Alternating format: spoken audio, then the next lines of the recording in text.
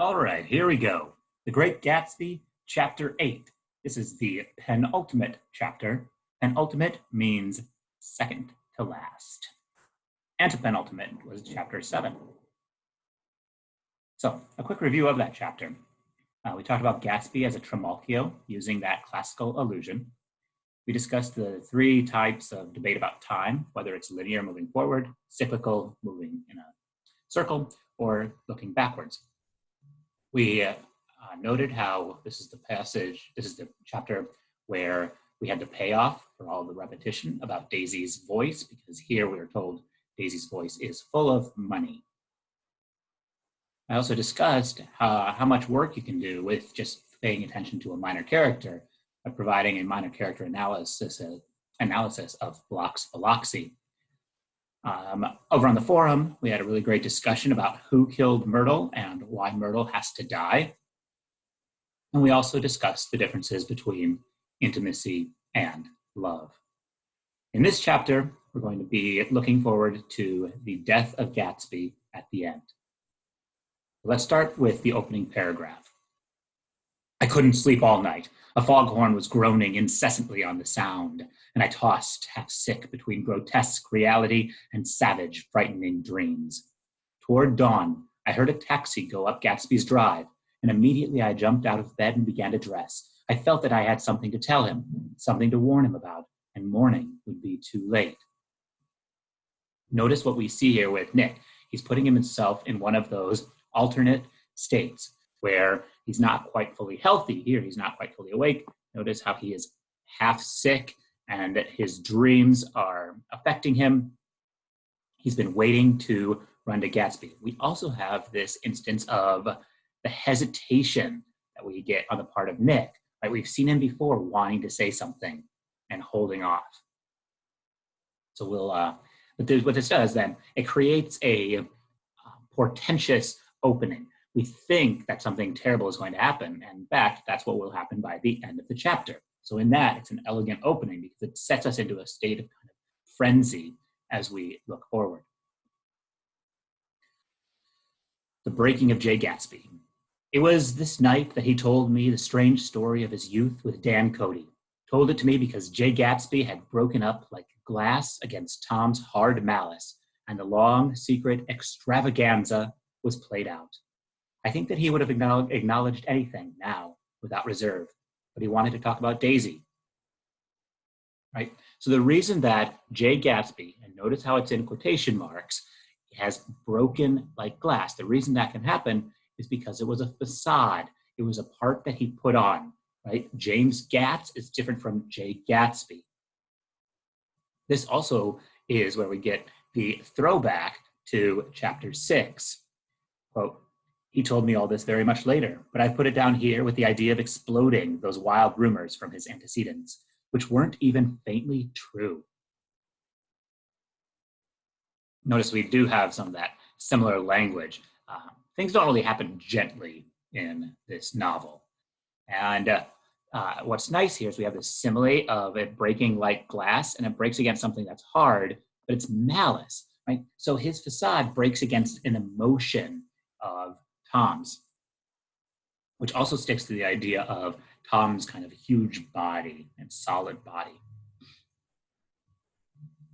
It's at this point that we start getting some really, really important key paragraphs.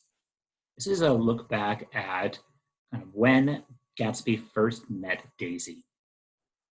She was the first nice girl he had ever known. In various unrevealed capacities, he had come in contact with such people, but always with indiscernible barbed wire between. He found her excitingly desirable. He went to her house, at first with other officers from Camp Taylor, then alone. It amazed him. He had never been in such a beautiful house before. But what gave it an air of breathless intensity was that Daisy lived there. It was as casual a thing to her as his tent out at camp was to him. There was a ripe mystery about it, a hint of bedrooms upstairs more beautiful and cool than other bedrooms, of gay and radiant activities taking place through its corridors, and of romances that were not musty and laid away already in lavender, but fresh and breathing and redolent of this year's shining motor cars and of dances whose flowers were scarcely withered. It excited him, too, that many men had already loved Daisy. It increased her value in his eyes. He felt their presence all about the house, pervading the air with the shades and echoes of still vibrant emotions. A key thing that this passage does, this paragraph, is it sets up kind of a conflation between Daisy and her house. What does Gatsby fall in love with first, the girl or the girl in the house itself? So notice what happens. On the next slide, I'm going to highlight references to house and the pronouns. They're everywhere. It is just as Gatsby feels the presence of the many men in the house, so too does the house pervade this paragraph. And here we have a really interesting setup. It's also very problematic, right? This conflation of the woman, what she represents, this idea that he loves her not for her as a personality, but specifically it excites him that many men had already loved Daisy. And notice the word it uses, her value, right? She's worth more because more people have loved her. The other thing that happens is we see the replica of this house in Gatsby's mansion, especially when he was taking Daisy through there. And they kept going to bedrooms and other bedrooms and other bedrooms. And this is also what he does when he throws these parties. He fills it with a idea of mystery and gay and radiant activities in its corridors and romances. Right? And another thing here to note is just some of this wordplay where we have redolent. We're going to get a lot of redolence in this chapter. And redolent, you'll remember, means smelling strongly of something, but it usually has to do both with memory and the physical sensation of smell.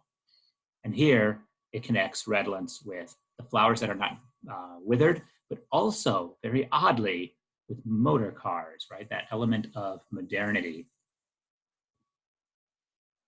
We now come to a difficult paragraph. And so a brief content warning here about sexual violence. But he knew that he was in Daisy's house by a colossal accident. However glorious might be his future as Jay Gatsby, he was at present a penniless young man without a past, and at any moment the invisible cloak of his uniform might slip from his shoulders. So he made the most of his time. He took what he could get, ravenously and unscrupulously. Eventually, he took Daisy one still October night. Took her because he had no real right to touch her hand. I want to contextualize the verb to take here by looking at the Oxford English Dictionary.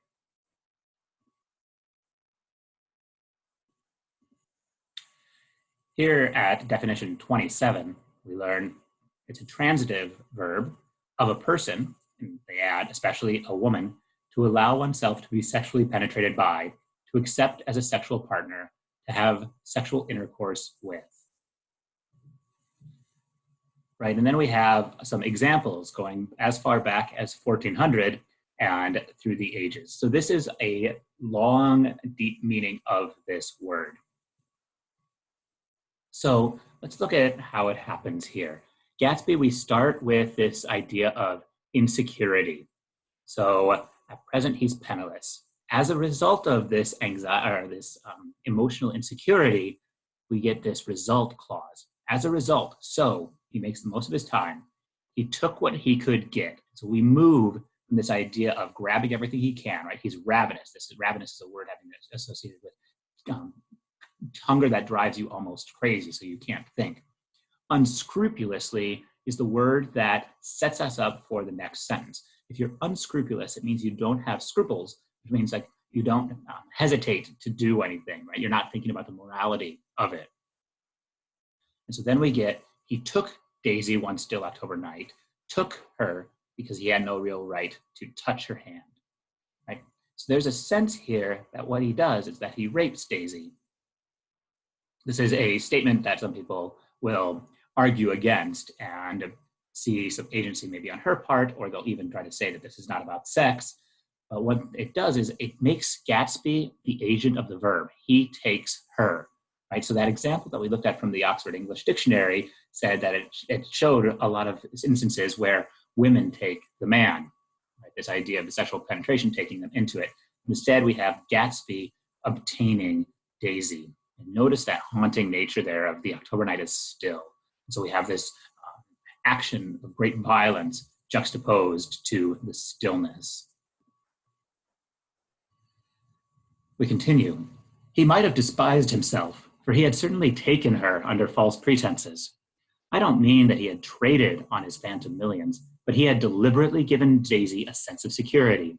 He let her believe that he was a person from much the same stratum as herself, that he was fully able to take care of her. As a matter of fact, he had no such facilities. He had no comfortable family standing behind him, and he was liable at the whim of an impersonal government to be blown anywhere about the world. But he didn't despise himself, and it didn't turn out as he had imagined.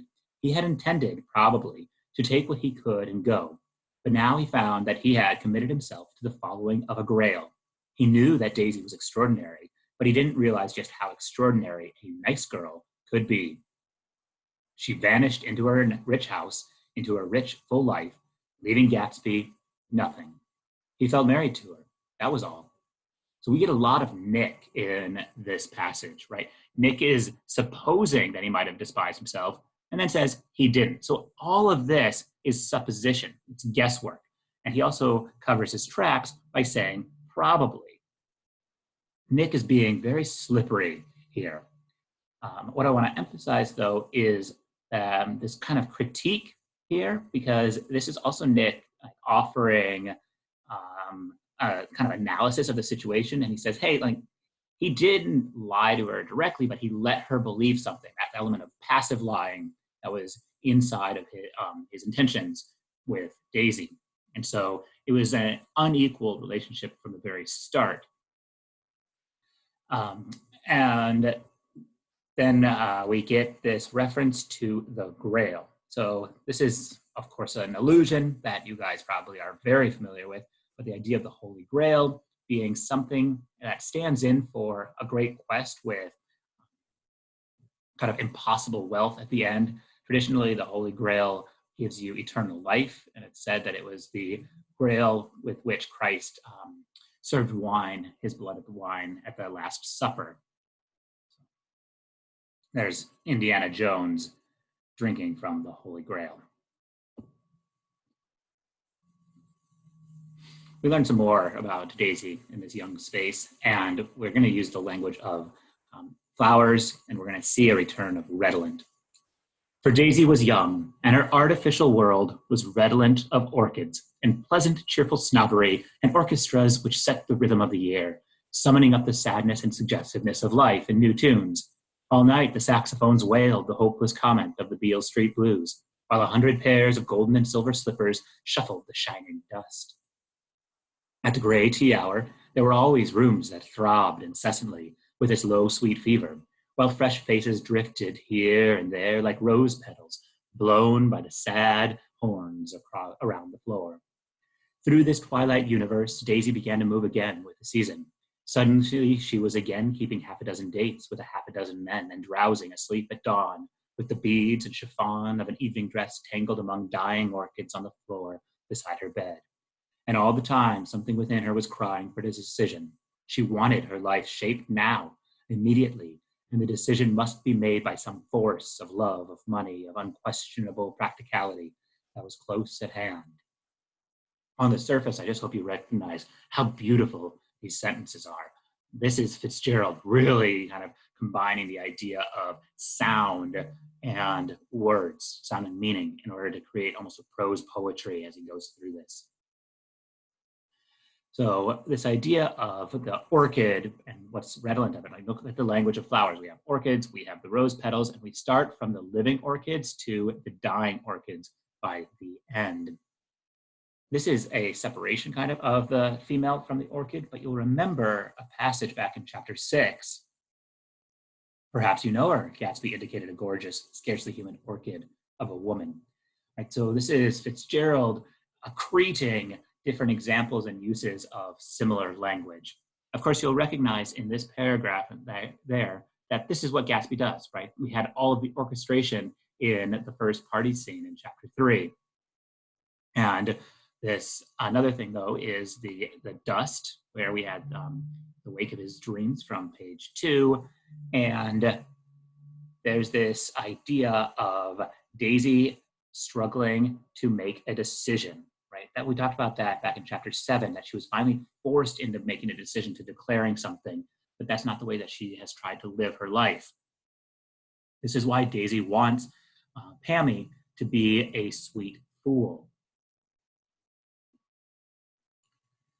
As we move toward the conclusion of this chapter, we have a very striking moment, because we all remember from the beginning of the chapter that Nick had said he wanted to say something, but he couldn't remember what it is. Here he's going to actually stop and say something. We shook hands and I started away. Just before I reached the hedge, I remembered something and turned around. "They're a rotten crowd," I shouted across the lawn. "You're worth the whole damn bunch put together." I've always been glad I said that. It was the only compliment I ever gave him, because I disapproved of him from beginning to end. First, he nodded politely, and then his face broke out into that radiant and understanding smile, as if we'd been in ecstatic cahoots on that fact all the time. His gorgeous pink rag of a suit made a bright spot of color against the white steps, and I thought of the night when I first came to his ancestral home 3 months before. The lawn and drive had been crowded with the faces of those who guessed at his corruption, and he had stood on those steps, concealing his incorruptible dream as he waved them goodbye. So here, right, you'll notice that I remembered something and turned around, right? So we have that idea that finally the memory has come. Interestingly, he's reaching the hedge. Here, I think we have a moment of polyvalence, because a hedge, right, it's obviously a feature in the lawn. It's the bush that's been shaped. But if you hedge something, if you hedge particularly your bets, it means that you act carefully. You kind of move on both sides. And so here I think Nick is hedging a bit by saying this. And what's he said? He says, "They're a rotten crowd." Who's the antecedent of they? Is Nick including himself in that? Is it the partygoers that have been coming? Is it the people inside, the criminals that Gatsby is interacting with? Who is the rotten crowd?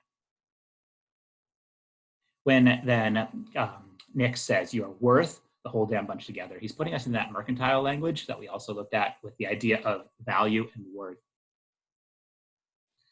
And then we get some very strange comment from Nick, right? He's glad he said it because it was the only compliment I ever gave him. Nick has done very little but be highly complimentary toward Gatsby. And he even underscores this, right? Why he talks about the radiant and understanding smile. You'll remember that from chapter 3 when he first saw it.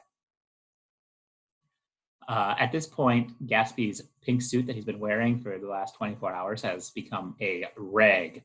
So that shows kind of a decline in Gatsby. So if you were to provide a sartorial read of Gatsby's pink suit, that language of the rag would be part of the important analysis that you made. Another odd thing that he says is, when I first came to his ancestral home 3 months before, of course, this is a brand new home for Gatsby. It's not an ancestral home. There's no legacy behind it. And so it draws up this paradox of how much your ancestry has to do with who you are right now. And then finally, we learn about his incorruptible dream. And this, of course, is one of these constant themes about what is Gatsby's dream. And this, of course, you'll connect to the idea of the American dream. And at last, he waves goodbye. So we're building up this language of farewell. One thing that we notice in this chapter is Nick's strict sense of control. Because at this point, he throws himself back, right? He says, now I want to go back a little and tell what happened at the garage after we left there the night before. This shows us Nick the novelist, the one who controls time. So in the same way that earlier we saw Nick explain to us, hey, this is when I learned that information that I told you a few chapters ago. Now Nick does that in a low-key way. And he fills us in with what happened after Myrtle's death, which I'm not going to be looking at here. The thing I want to pay attention to is in these last few pages of chapter 8, just how much sense of control there is on time. Nick is documenting every little thing. This first section is Nick. It was 9 o'clock when we finished breakfast. Nick says, I'll call you about noon. Nick is at work. I drew a small circle around the 3:50 train. Then I leaned back in my chair and tried to think.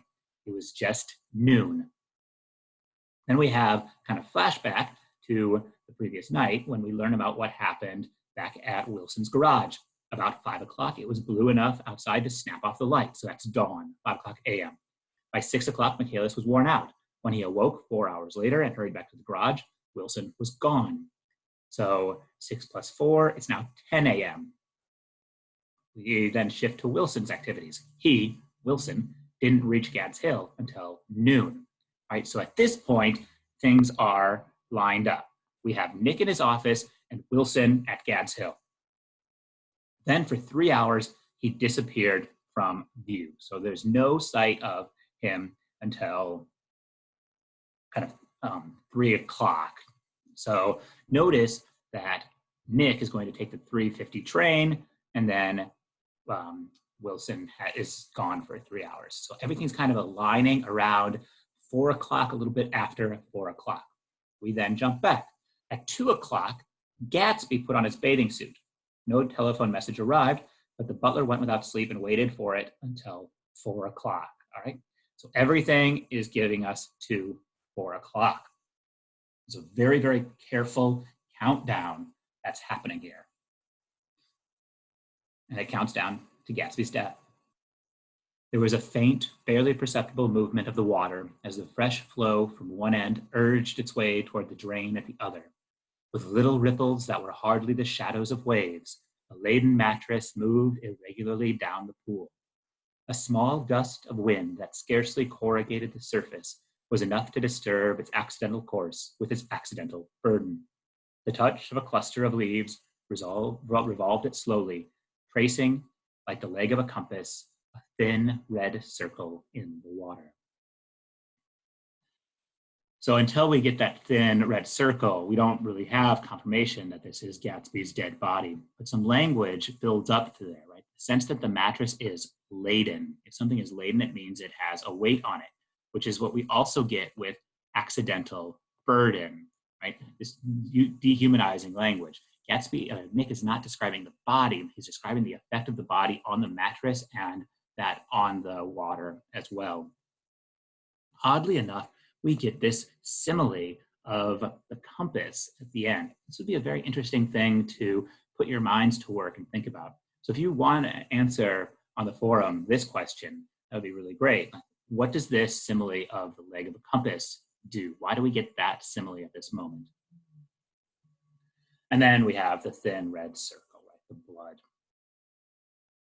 So the chapter ends with the discovery of George's body and the declaration that it is a murder-suicide. I'm open to other ideas, but over on the forum, I want you to think about this question, or my secret question. Why do you think Nick is so punctilious with the timetable? Is it suspicious? You might have to look up the word punctilious, but you can probably figure out what it means from the context. All right,